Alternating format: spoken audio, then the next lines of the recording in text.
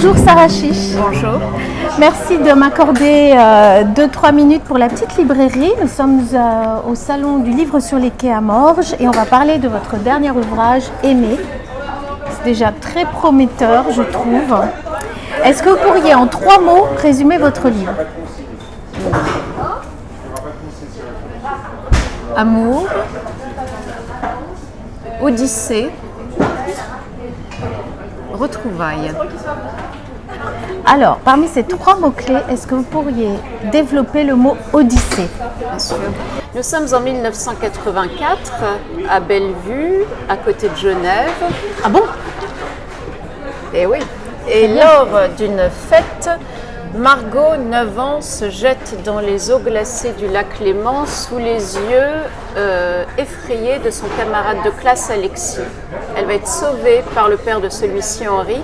Dès lors, entre les 2 enfants va naître une amitié vibrante. Mais très vite, Margot va disparaître dans des circonstances mystérieuses de Suisse pour rentrer avec sa mère en France. Pour des raisons qu'on va retrouver plus tard. Et ça va laisser ce petit garçon qui aimait si fort cet enfant comme on peut aimer cette petite Margot, comme on peut aimer à cet âge-là, désarçonné.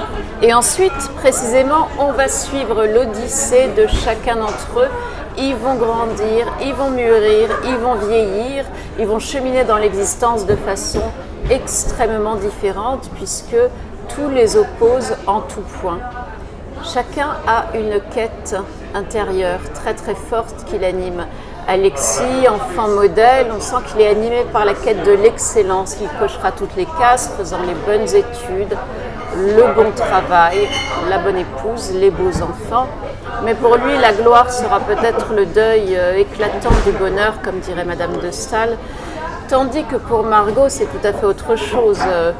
Enfance dramatique, adolescence joyeuse mais cabossée, c'est l'odyssée de l'émancipation d'une petite fille qui devient femme et qui apprend justement à se libérer et à s'autonomiser.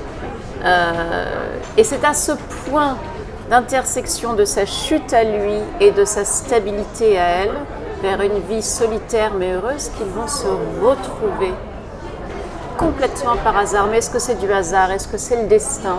Vous croyez, vous, ça, au hasard? Ça, c'est une question qui me turlupine. Alors, l'esprit rationnel en moi voudrait vous dire que oui, je crois qu'il y a certaines choses qui sont écrites. Ça veut dire, c'est un peu réducteur, ça veut dire quoi? Ça veut dire qu'on a un fil rouge, mais qu'on peut aller à droite, à gauche selon de que l'on se dirige vers la droite, vers la gauche, que l'on fasse machine arrière ou du surplace. Il y a des points de carrefour. Ça nous arrive à tous à un moment donné où notre vie, on pourrait se dire que notre vie se résume à ces quelques secondes où on a été contraint de choisir. C'est un choix existentiel profond qui nous engage.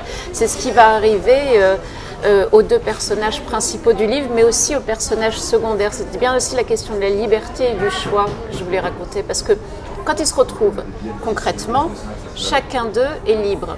Lui divorcé, et elle, célibataire, est franchement pas fâchée de l'être. Mais est-ce que c'est pas parce que techniquement on est libre qu'on l'est pour autant moralement? Ça va être toute la question de la deuxième partie du livre. L'étincelle qui vous a donné envie d'écrire ce livre? J'avais envie d'écrire une grande histoire d'amour qui prend toute une vie pour se réaliser, qui puise ses sources dans l'enfance. Et je ne voulais pas cette fois, puisque j'ai exploré les ténèbres assez profondément dans mes précédents romans, je ne voulais pas cette fois ajouter du désastre au désastre des temps que nous vivons. Cette fois-ci, pour moi, il y avait cette idée de la joie comme une élégance. Donc les personnages ont beau traverser tout un tas d'épreuves, c'est la joie qui gagne, dirais-je. Dans cette écriture qui est différente, que j'ai volontairement travaillée différemment de l'écriture des précédents romans, comme dans ce qui est raconté. Si vous deviez raconter votre roman à un enfant de 7 ans, très simplement, oui. Qu'est-ce que vous diriez? Je lui dirais, c'est l'histoire d'un petit garçon et d'une petite fille qui se rencontrent au bord d'un lac. La petite fille tombe dans le lac, elle a fait exprès de sauter dedans parce qu'elle était très malheureuse et on va comprendre pourquoi, ce qui lui arrive de terrible et ce qui fait qu'elle a fait ça.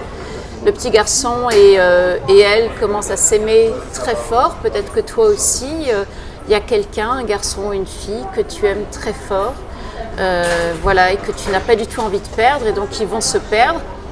Et puis après, chacun va grandir extrêmement différemment. Je ne sais pas si toi, à ton âge de 7 ans, tu sais déjà ce que tu aimerais faire plus tard, mais Margot et Alexis, eux aussi, avaient des rêves d'enfance. On va découvrir dans le livre ce qu'ils en ont fait. Puis c'est incroyable parce que tu sais, voilà, il y a des gens qu'on perd complètement de vue et puis la vie fait qu'on les recroise.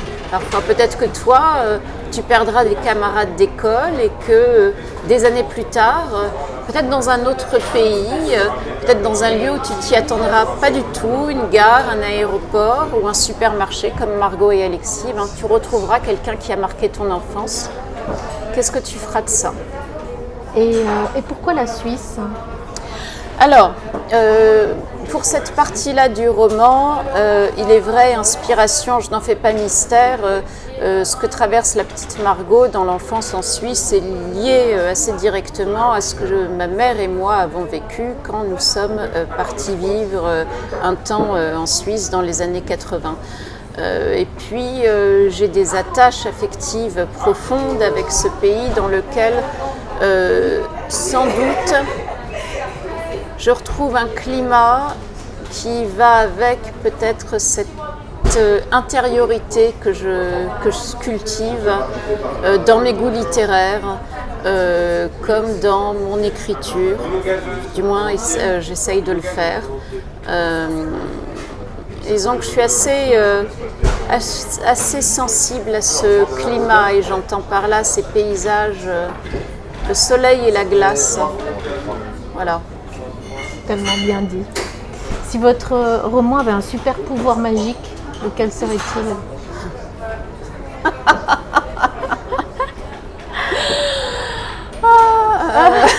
J'adore cette question. Vous savez, il y a ce truc de marabout, retour de l'être aimé, quelque chose comme ça. Mais lectrices... Le prince charmant ou non, la princesse non, charmante? ça non. Ah non. Non, mais pas pour moi, mais pour mes lectrices et mes lecteurs, voilà, que ça leur apporte l'amour. Un grand amour, et y compris un grand amour de la vie. À qui aimeriez-vous offrir votre livre en particulier?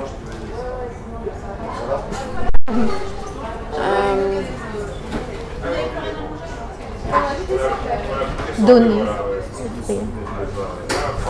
À mon père, mais qui n'est plus là depuis 48 ans et un jour, précisément. Voilà. Alors, merci beaucoup, Sarah Chiche. Merci à vous.